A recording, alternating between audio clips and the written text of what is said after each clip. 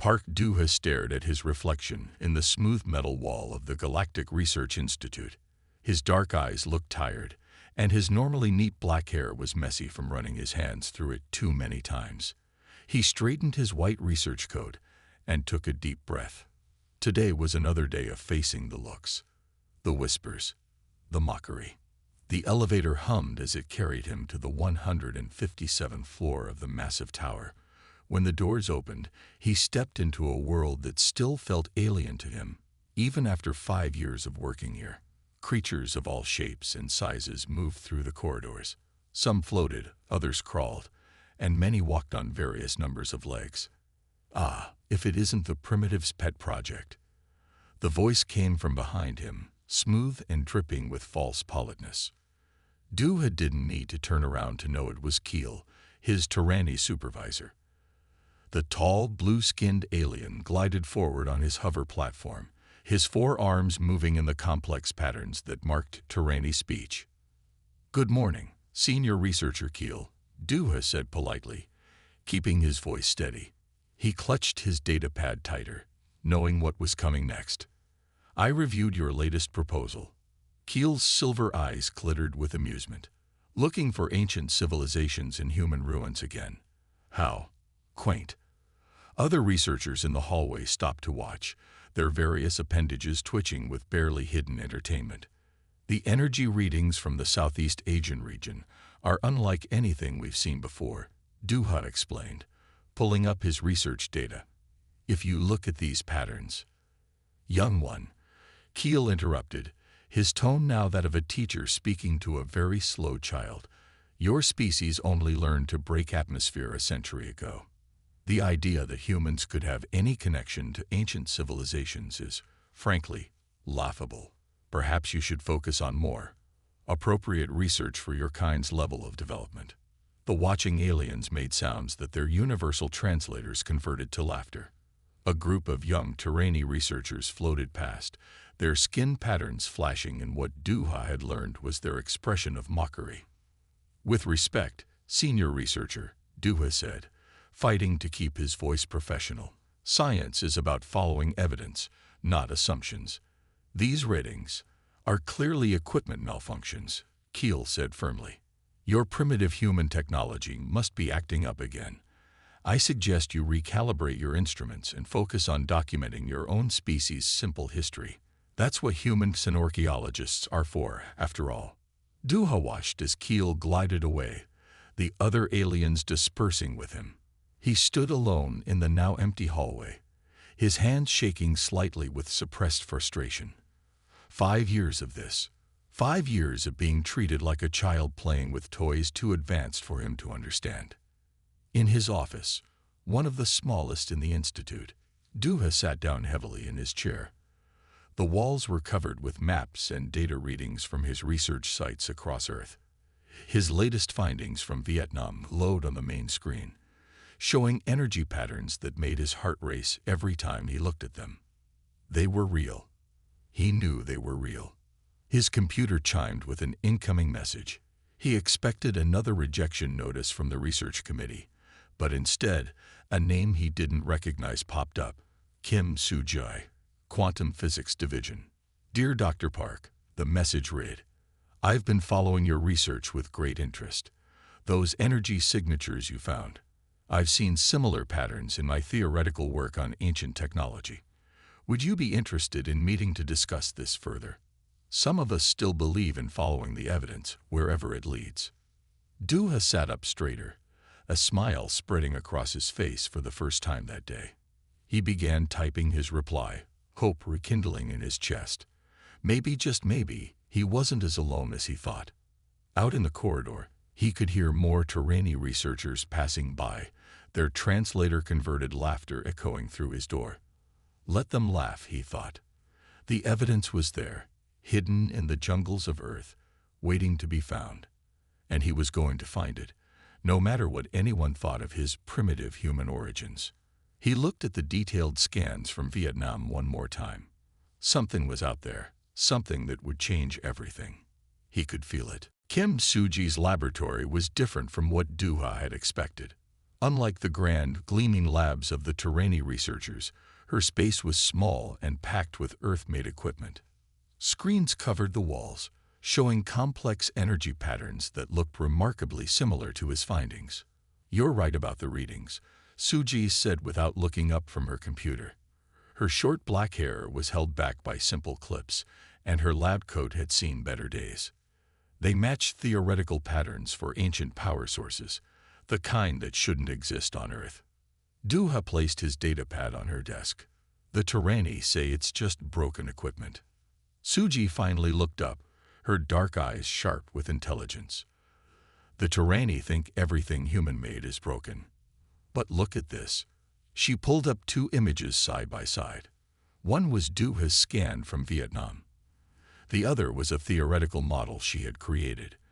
The patterns matched perfectly. "How did you create this model?" Duha asked, leaning closer to the screen. "I studied ancient power signatures from across the galaxy. There are patterns that repeat, energy types that show up in ruins much older than any known civilization." Suji's voice grew excited. "But here's the interesting part. The strongest matches to your readings come from ruins that even the Terrani can't explain." A beeping sound interrupted them. Duha's pad was showing new readings from his sensors in Vietnam. The energy spike was massive, larger than anything he had seen before. "That's impossible," Suji whispered, staring at the numbers. "That's enough power to run a small city, and it's coming from deep in the jungle." "We have to go there," Duha said immediately. "We need to see it for ourselves." Suji nodded, already reaching for her equipment. "I can have my gear ready in an hour. But what about Keel? Won't he stop us? He's at the Galactic Science Conference for the next week. By the time he finds out, we'll either have proof or—" Duha didn't finish the sentence. They both knew what failure would mean for their careers. The next day, their small ship touched down at the edge of the Vietnamese jungle. The local government had given them permission to research in the area. Thanks to old agreements with the Galactic Research Institute, the air was thick and humid as they stepped out. "The energy readings are stronger now," Suji said, checking her instruments. "Whatever it is, it's waking up." They hiked through the dense forest, following Suji's equipment. The local wildlife fell silent as they passed, as if sensing something strange in the air. After 4 hours of walking, they'd reached an ancient temple complex. Moss and vines covered the stone walls, but Duha could see that the architecture was unlike any known human design. "Look at these markings," he said, running his hand over symbols carved into the stone. "They're not from any Earth civilization I've ever studied." Suji's equipment suddenly let out a high-pitched whine. "The energy signature is right below us. There must be something under the temple." As if responding to her words, the ground began to vibrate. The symbols on the walls started to glow with a soft blue light. Duha and Suji stepped back, watching in amazement as a section of the stone floor slowly slid open, revealing a dark passageway that descended deep into the earth. "Still think it's broken equipment?" Suji asked with a small smile. Duha shook his head, his heart pounding with excitement and fear. "Whatever's down there, it's going to change everything." He took out his light and pointed it into the darkness. "Ready?" Suji checked her instruments one last time and nodded. Together, they took their first steps down into the unknown, not realizing they were about to uncover a truth that would shake the foundations of galactic society. The stone steps led deeper underground than Duha and Suji had expected. Their light showed smooth walls covered in the same strange symbols they had seen above. The air grew cooler as they descended, but it remained surprisingly fresh for an underground passage. "These walls," Duha said, touching the smooth surface. "They're not stone. They just look like it." He knocked on the wall, and it made a sound like metal. Suji pointed her scanner at the wall. "It's some kind of advanced material. My instruments can't even identify it." She stopped walking and looked at her screen with wide eyes. "The energy readings are getting stronger. Whatever's down here, it's big." They'd reached the bottom of the stairs and found themselves in a long corridor. Their lights showed more symbols running along the walls in neat lines. As they walked, the symbols began to glow softly, lighting their way with a gentle blue light. "It's responding to our presence," Suji whispered. Her instruments were making excited beeping sounds. "The power levels are rising." An old man's voice spoke behind them in Vietnamese. "So, you have finally come." Duha and Suji turned quickly. An elderly villager stood there, leaning on a wooden stick. His weathered face showed no fear of the glowing symbols or the strange technology around them.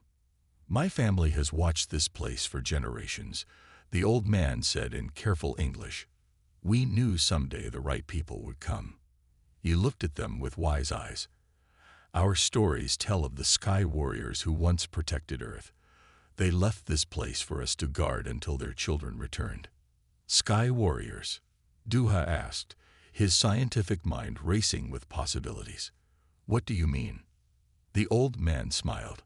"The stories say they came from the stars to protect us from a great darkness. When the danger passed, they hid their powerful weapons and ships in places like this. They became like us, lived among us, had children with us."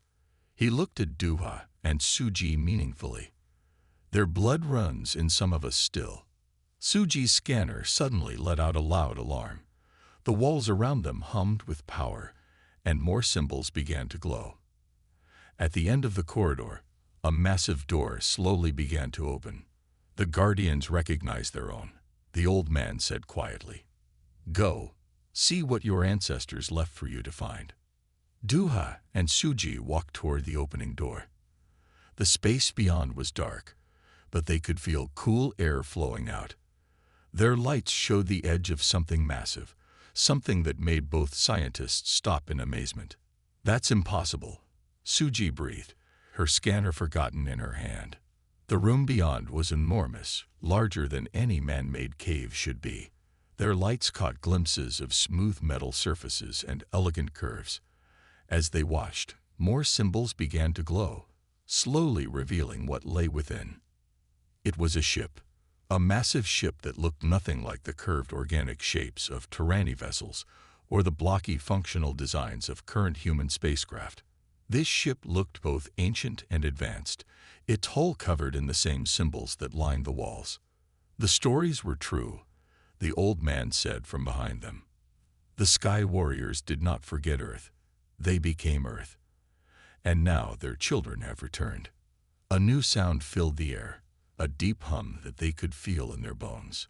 Panels on the ship's hull began to light up one by one. Something was waking up, something that had waited a very long time for this moment. Duha thought of Keel and the other aliens who had mocked humanity's primitive nature. He looked at the magnificent ship before them and smiled. Soon, they would all learn just how wrong they had been about Earth's true history. Inside the massive underground hangar, Duha and Suji walked slowly around the ancient warship. Their lights revealed more details of its stunning design. The ship was sleek and powerful looking, its hull made of a dark metal that seemed to absorb light. It was easily 300 meters long, yet something about its design suggested it could move with surprising speed. "The energy readings are coming from inside," Suji said, checking her instruments. "The power source is still active after all this time." She reached out to touch the hull, and symbols near her hand lit up with a soft blue glow. Duha found what looked like an entrance, a smooth section of the hull marked with larger symbols. As he studied them, the old villager stepped forward. "The stories say only those with the blood of the Sky Warriors can open the great ships," the old man said. "Place your hand on the door, young one." Duha hesitated for a moment, then pressed his palm against the marked section. For a few seconds, nothing happened. Then the symbols around his hand began to glow brighter, and a warm sensation spread through his arm. With a soft hiss, a doorway appeared in the seemingly solid hull. "That's not possible," Suji whispered, her scanner going wild with readings. The metal just rearranged itself. They stepped inside the ship, and lights began to come on automatically, revealing corridors that seemed to go on forever. The air inside was perfectly clean, as if the ship's systems had never stopped working. Their footsteps echoed on metal floors that looked as new as the day they were made. "Look at this," Duha called out, standing in what appeared to be the bridge. Large windows wrapped around the front, currently showing only the rock walls of the hangar. Rows of control panels filled the room, their surfaces covered in more of the glowing symbols. Suji walked to one of the panels, her scientific curiosity overwhelming her caution. As she reached for it, a voice spoke from nowhere, making them both jump. "Human DNA detected. Access granted." The voice was clear and pleasant, speaking perfect English. "I am Guardian, the artificial intelligence of this vessel. Welcome, descendants." A hologram appeared in the center of the bridge, a figure made of blue light that looked almost human. It wore what appeared to be some kind of uniform, and its expression was kind but serious. "My systems indicate that 50,000 years have passed since this facility was sealed," Guardian said. "You are the first to access this installation since then. I have much to tell you about your heritage." "Our heritage?" Duha asked, his voice shaking slightly. "What do you mean?" "Your people, humans, are not what the current galactic powers believe you to be," Guardian explained. "You are the descendants of the Guardian fleet, the most advanced civilization this galaxy has ever known. We were the protectors of countless species, including those who now look down on you." The eye waved its hand, and the bridge came fully to life. Screens lit up showing star maps, technical diagrams, and historical records. "This ship is the Dawn Warrior, a mid-sized patrol vessel of the Guardian fleet. It was hidden here, along with others around your world, waiting for the day when humanity would be ready to reclaim its place among the stars." Duha thought of all the times the Tyranni had mocked humanity's primitive technology. Why didn't we know about any of this? Why did our ancestors hide everything? "That," Guardian said, "is a story of both great sacrifice and great hope. But first, there is something else you should know." The Aya's expression became concerned. "My sensors detect approaching ships, Tyranni vessels, entering the atmosphere above this location. It seems your discovery has not gone unnoticed." "We must act quickly," Guardian said, its holographic form glowing brighter. "The Tyranni must not be allowed to claim this technology. It is your inheritance, not theirs." Duha looked at the complex controls around him. "But we don't know how to operate any of this." The eye's form shifted, creating multiple versions of itself that appeared at different control stations. "Your DNA carries the memories of your ancestors. Let me help you access them." Sujai stepped forward, her scientific mind racing with questions. "How is that possible?" "The Guardian fleet did not just hide their technology," the AI explained. "They encoded their knowledge into their own DNA, passing it down through generations. It only needs to be awakened." The AI turned to Duha. "Please, place your hands on the main control panel." Duha looked at Suji, who nodded encouragingly. He placed his hands on the smooth surface of the control panel. The symbols around his fingers began to glow brighter, and a warm sensation spread up his arms and into his mind. Suddenly, images flooded his thoughts. He saw vast fleets of ships like this one, protecting countless worlds. He saw the Tyranni as they once were, a young species just learning to reach for the stars. He saw the great threat that had forced the Guardians to hide, to protect the younger races by stepping back and letting them grow on their own. I remember," Duha whispered. His fingers moved across the controls as if he had done it 1,000 times before. Screens came to life around him, showing the ship's systems waking up one by one. "The genetic memory activation is working faster than expected," Guardian said, sounding pleased. "Your connection to your heritage must be particularly strong." Suji watched in amazement as Duho worked the ancient controls with growing confidence. "The Tyranni ships are entering the area," she warned, checking her instruments. "They'll be here in minutes." "Do not worry," Guardian said calmly. "This vessel, though small by Guardian standards, is far more advanced than anything the Tyranni possess. But we should not reveal all our capabilities at once. Sometimes, a demonstration is more effective than a battle. Duha nodded, understanding flowing through his awakened memories. We need to show them who we are, not fight them. He pressed several controls, and the huge ship hummed with power. Guardian, can we take off without damaging the temple above? The builders of this facility planned for this moment. The eye replied. Watch. The rock ceiling above them began to shift and change. What looked like solid stone flowed like water, creating an opening large enough for the ship to pass through. The old villager, who had been quietly watching everything, smiled knowingly. The Sky Warriors return, he said softly, bowing slightly to Dua. Our stories will now have a new chapter. The ship's engines came fully online, their deep hum filling the massive chamber. On the main screen, they could see the Tyranny ships circling above, no doubt confused by the strange readings they were detecting. Are you ready? Guardian asked Dua. Once we reveal ourselves, there is no going back. The galaxy will have to accept that humanity is not what they thought we were. Dua looked at Suji, who gave him a determined nod. He thought of all the years of mockery, of being treated as primitive and backward.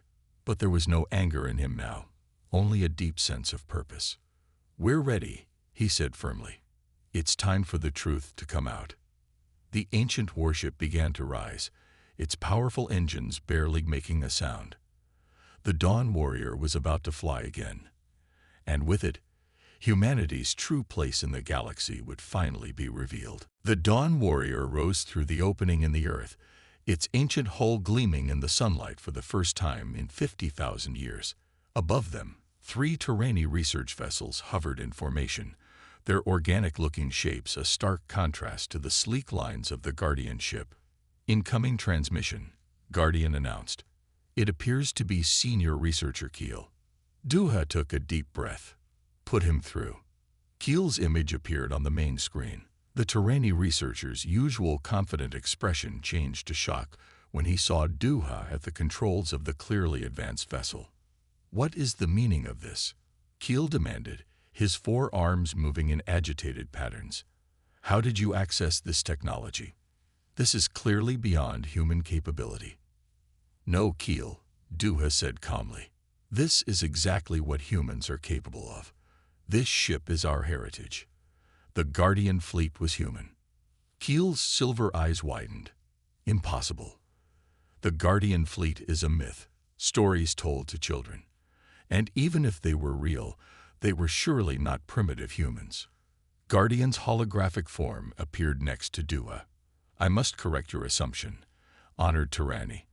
The historical records in my database show that your own people were among those under Guardian protection during the Great Migration era.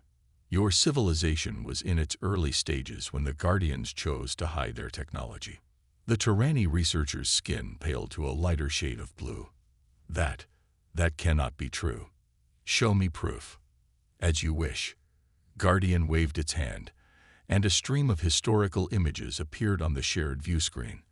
They showed Tyranny ships of the past, much simpler vessels, being guided and protected by ships like the Dawn Warrior. The images showed human crews working alongside early Tyranny settlers, helping them establish their first colonies. The genetic markers don't lie. Sujay added, reading from one of the science stations. The Guardian's database shows clear evidence. Humanity didn't evolve only on Earth. We came from the stars originally, then chose to live here as part of a greater plan. Keel's image wavered as he stepped back from his own view screen. Other Tyranny could be seen behind him, their skin patterns showing confusion and disbelief. Your own historical records were incomplete, Duha explained gently. The Guardians, our ancestors, helped many species reach the stars. Then they faced a threat so great that they had to hide their technology and knowledge. They mixed with the local populations on Earth, becoming what you now know as humans. But your technology is so primitive, one of the other Tyranny protested. We had to rediscover everything on our own, Suji said. It was the only way to be sure we were ready for the truth. And now we are. Guardian's hologram nodded. The genetic memories are awakening in those with the strongest Guardian bloodlines. Duha is one of the first, but not the last. Humanity is reclaiming its heritage, as was always planned. Keel was silent for a long moment. When he spoke again, his voice had lost its usual condescending tone. The Council of Species will need to be informed. This changes everything we thought we knew about galactic history. Yes, Duha agreed. But this time, let's work together as equals. After all, that's what our ancestors would have wanted. The Dawn Warrior hovered steadily between the Tyranny ships, its presence a clear symbol of humanity's true legacy. The time of mockery was over. A new chapter in galactic history was about to begin. After the Tyranny ships departed to inform the Council of Species, Duha and Suje remained aboard the Dawn Warrior with Guardian.